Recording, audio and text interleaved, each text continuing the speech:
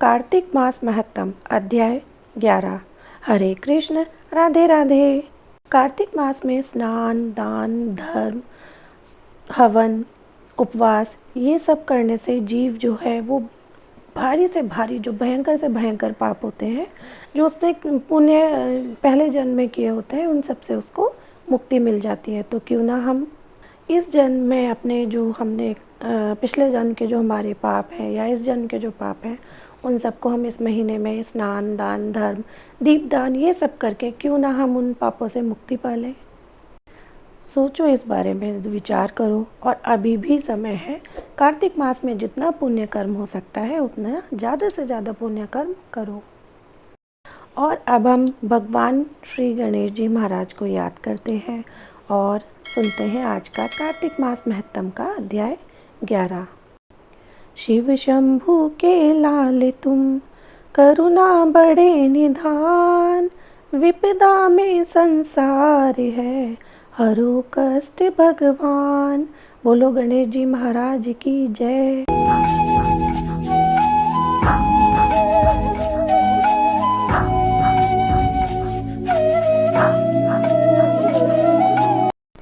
एक दिन देवऋषि नारद जी ने श्री वेद व्यास जी से पूछा, हे व्यास जी, ब्रह्मचारी, गृहस्थ, वानप्रस्थी और सन्यासी इन चारों आश्रमों में गृहस्थ आश्रम को ही क्यों श्रेष्ठ माना गया है? इस बारे में जानने को मेरी प्रबल इच्छा है। तब व्यास जी ने कहा, हे नारद, जैसे समस्त नदियाँ समुद्र में जाकर आश्रय पाती हैं और सभी जीव माता का आश्रय पाकर जीवित रहते हैं, उसी प्रकार भिक्षुक, ब्रह्मचारी, सन्यासी, विद्यार्थी, गुरु पूजक तथा यात्री ये 6 जीविका रहित होने पर भी गृहस्थों का ही आश्रय पाते हैं। ध्यान से सुनो, इस संबंध में मैं तुम्हें एक पुरातन इतिहास सुनाता हूँ। प्राचीन काल में उत्तानपाद राजा का उत्तम नाम का पुत्र अत्यंत बलवान तथा मदिरा पीने वाला था। राजा रानी दोनों स्नेहपूर्वक रहते थे। एक दिन राजा ने वेश्या का नृत्य देखते हुए मदिरा पान किया, साथ ही अपनी स्त्री से भी मदिरा पीने का आग्रह किया, परंतु रानी ने उसका कहना नहीं माना। तब राजा ने क्रोधित होकर अपने सेवकों को निर्जन वन में रानी को छोड़ आने की आज्ञा दी। अनुचरों ने राजा की आज्ञा का पालन किया। इसके पश्चात राजा ने दूसरा विवाह नहीं किया।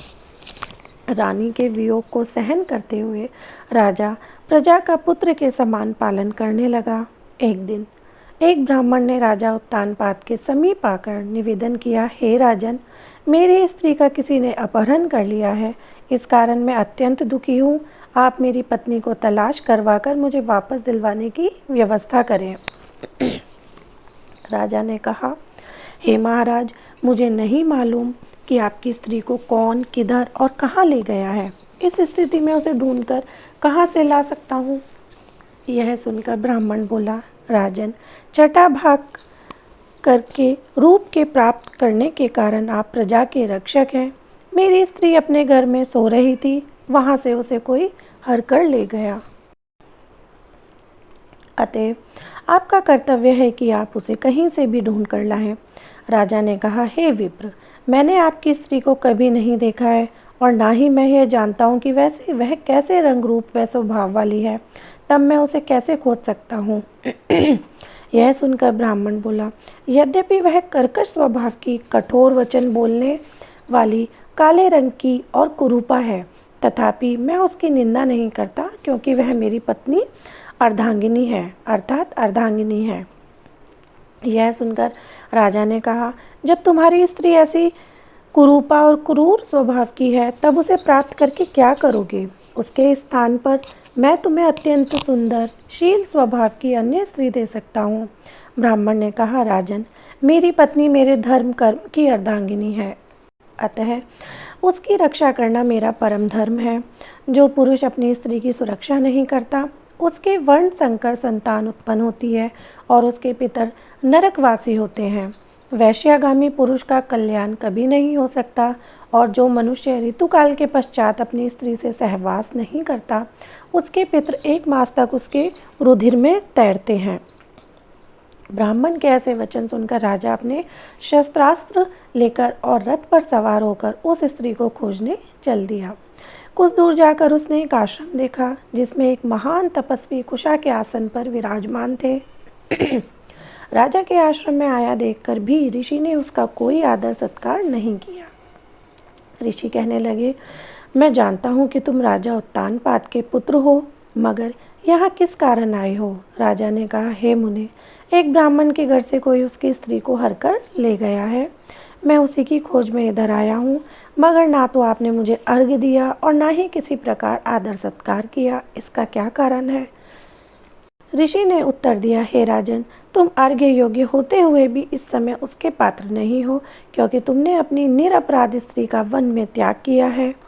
जहाँ स्त्री का यह धर्म है कि वह तन मन से पति की सेवा करे तथा उसकी आज्ञाकारी रहे, वहीं पति का भी यही धर्म है कि वह अपनी पत्नी का यथोचित सम्मान करे। जिस घर में स्त्रियों का सम्मान होता है वहाँ पर देवताओं का वास होता है। इसके विपरीत जहाँ स्त्रियों का निरादर होता है वहाँ सुख शांति कभी रह ही नहीं सकती। इतना सुनकर राजा अत्यंत लज्जित होकर पूछने लगे, भगवान, आप भूत, भविष्य और वर्तमान तीनों कालों के जानने वाले हैं, अतएव कृपा करके बताइए कि ब्राह्मण की स्त्री को हरकर कौन, क्यों और कहाँ ले गया है? तब ऋषि ने ध्यान धरकर कहा, राजन, अदिति का पुत्र वलाक नामक राक्षस उस ब्राह्मणी को हरकर उत्पला वर्त वन में ले गया है।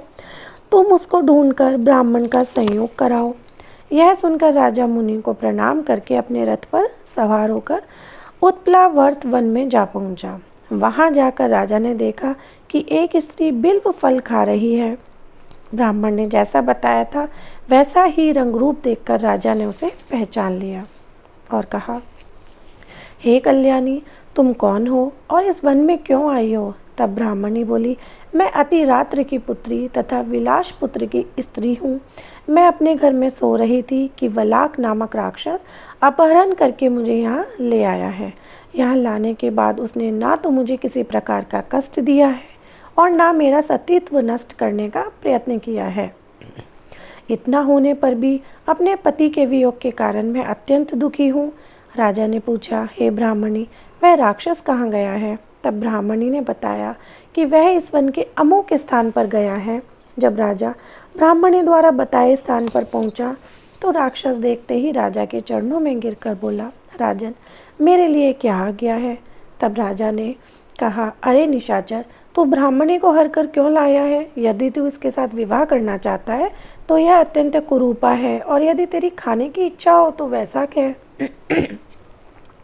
तब राक्षस कहने लगा, राजन, मेरे घर में अनेक रूपवती अप्सराएं हैं। उनके अतिरिक्त मैंने कभी स्त्री से भोग की इच्छा नहीं की और ना मैं मांस भक्षण करता हूँ। मैं तो पूर्व जन्म के पापों का प्रायश्चित कर रहा हूँ। इस ब्राह्मणी का पति राक्षसों को मारने का मंत्र जानता है। जब हम यज्ञ का अन्न ग्रहण करने के लिए जाते हैं तो वह हमको भगा देता है, क्योंकि यज्ञों का आचार्य वही बनता था। इसी कारण उस ब्राह्मण को दुखी करने के लिए मैं उसकी स्त्री को हर लाया हूँ। शास्त्रों के नियमानुसार स्त्री के बिना पुरुष को धार्मिक कर्म करने का अधिकार नहीं है, अतः अब वह यज्ञों में आचार्य नहीं बनता। राक्षस के यह वचन सुनकर राजा ने विचार किया कि यह भी परोक्ष रूप से मेरी ही निंदा कर रहा है। मुनि ने भी स्त्री का त्याग करने के कारण मुझे अर्घ्य योग्य नहीं माना है। तभी राजा को विचार मग्न देखकर राक्षस कहने लगा, हे राजन, मैं आपकी प्रत्येक आज्ञा का पालन करूंगा। आप आज्ञा दीजिए। इतना कहकर वह हाथ जोड़कर खड़ा हो गया। राजा ने कहा, हे निशाचर, तुम इस ब्राह्मणी को इसके घर पहुंचा दो और उसके बाद जब भी मैं याद करूं तुम मेरे पास आ जाना। इतना सुनते ही वह राक्षस ब्राह्मणी को लेकर उसके घर छोड़ने चला गया। इसके बाद राजा विचारने लगे कि मैंने अपनी निर्दोष पत्नी को घर से निकाला है, अतएव मैं अब कौन सा ऐसा पुण्य कर्म करूं जिससे इस पाप से निवृत्ति हो।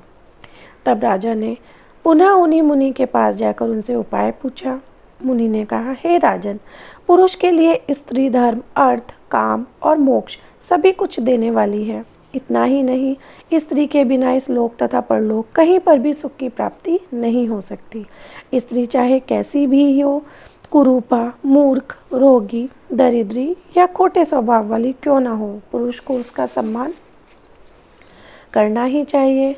पश्चाताप करते हुए राजा ने कहा, हे मुनि, मैंने अपनी निर्दोष पतिव्रता स्त्री को त्याग दिया है, अतएव अब मैं क्या करूं? मुनि ने कहा, हे राजन, तुम्हारी स्त्री को अकेली वन में घूमते हुए देखकर शतापात नामक नाग उसे पाताल लोक में ले गया है। उस नाग की नंदा नाम की एक कन्या है जिसने उसको घर में छिपा रखा है। यह सुनकर राजा वहाँ से अपने घर आया तो ब्राह्मण को स्त्री सहित अपने घर में देखकर अत्यंत प्रसन्न हुआ। इसके बाद राजा ने ज्यों ही वलाक राक्षस को याद किया, वह तुरंत उपस्थित हो गया। तब राजा ने उसे पाताल लोक से अपनी स्त्री लाने का आदेश दिया। आज्ञा मिलते ही वलाक पाताल लोक गया और वहाँ से राजा की स्त्री लाकर उसको सौंप दी। तदंतर राजा और रानी स्नेहपूर्वक रहने लगे। नारद जी ने अंत में कहा, हे राजा प्रथु, यह गृहस्थ आश्रम महात्म्य हमने तुमको विस्तार पूर्वक सुनाया। अब और क्या सुनना चाहते हो सो कहो। इति 11वां अध्याय समाप्तम।